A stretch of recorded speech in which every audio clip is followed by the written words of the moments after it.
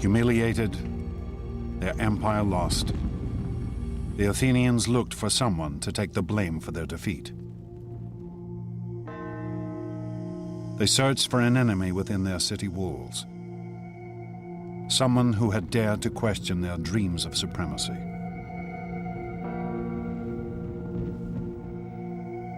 They searched for Socrates. Socrates was a critic. He was critical of the thinking and the thought processes of his fellow citizens, and he was critical about the public affairs of Athens.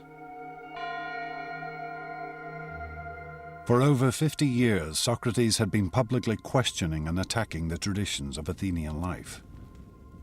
And around him, he had gathered a group of youthful followers. Surely this must have weakened the city's moral character, undermined her hunger for glory.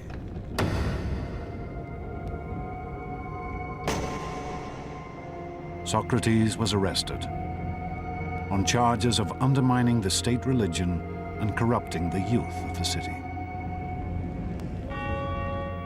I am quite sure that especially in a relatively small society like Athens, someone who is constantly questioning the principles by which the society has traditionally governed itself will be perceived as a very major danger by at least some people in society.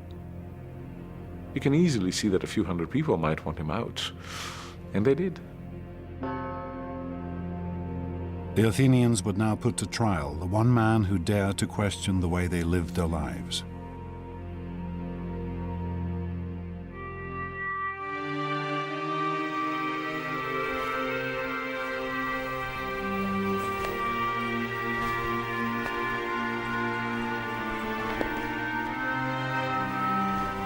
Socrates' trial would be held in Athens' central marketplace, under a canopy to shade the fierce heat of the Greek sun. He would be tried by a jury of his fellow citizens, chosen at random, the same kind of group that had condemned 6 generals to summary execution only 7 years before.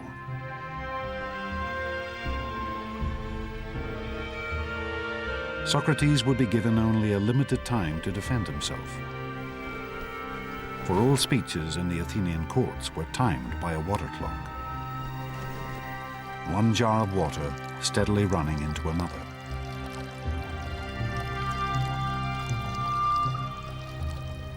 But Socrates shows no fear in the face of his accusers. In fact, he is positively stubborn. To put it bluntly, I've been assigned to this city, as if to a large horse which is inclined to be lazy and is in need of some great stinging fly. And all day long, I'll never cease to settle, here, there, everywhere, rousing and reproving every one of you. It is not an approach designed to win sympathy. Socrates is setting himself and his life against the entire Athenian state. He is doing what he thinks is the right thing to do. He thinks the life he has chosen, this life of thinking for yourself, is the best life. As he says in his speech, the unexamined life is not worth living for a human being.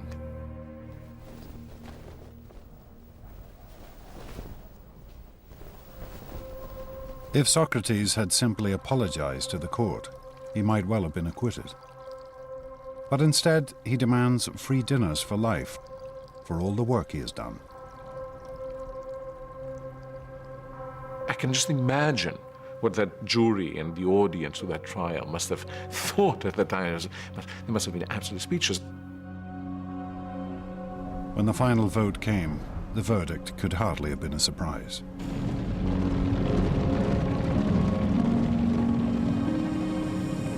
The court found Socrates guilty with the penalty of death.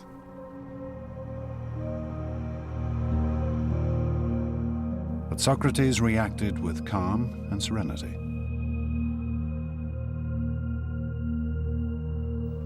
Well now, it is time to be off, I to die and you to live. But which of us has the happier prospect is unknown to anyone but heaven.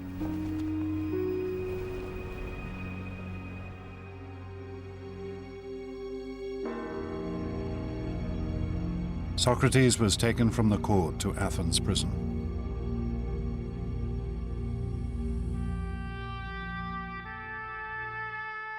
The site of this prison still exists. We can still trace the layout of the cell in which Socrates was probably held.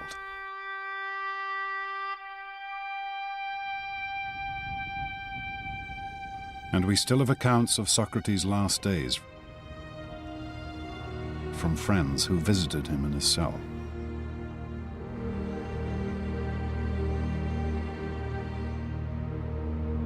Socrates would be executed in the traditional Athenian manner, by drinking hemlock.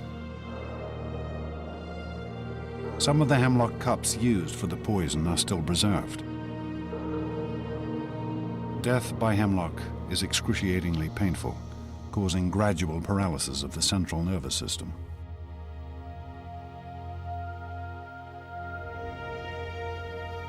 But as the moment of his execution drew near, Socrates turned to his friends, treating the whole affair as if it were nothing at all.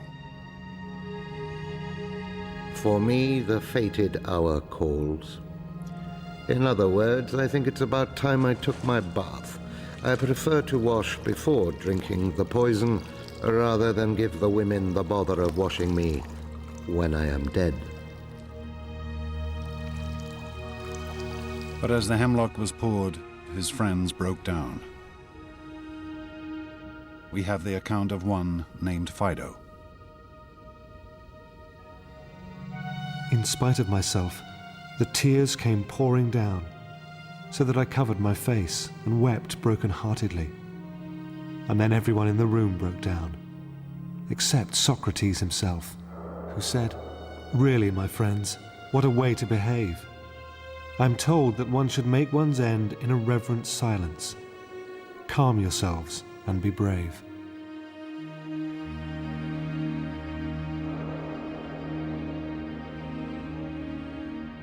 As Socrates lay back on his bed and let the poison take effect, his friends watched in silence.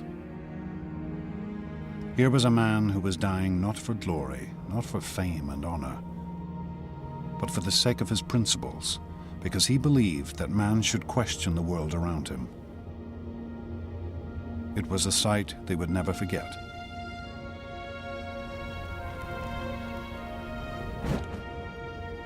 Socrates, in his life and in his death, becomes a completely new Greek hero. From now on, the hero is a person of conviction, a person who will follow nothing but the dictates of his intellectual conscience, and that is a new conception of what a human being is like and what a good human being must be like.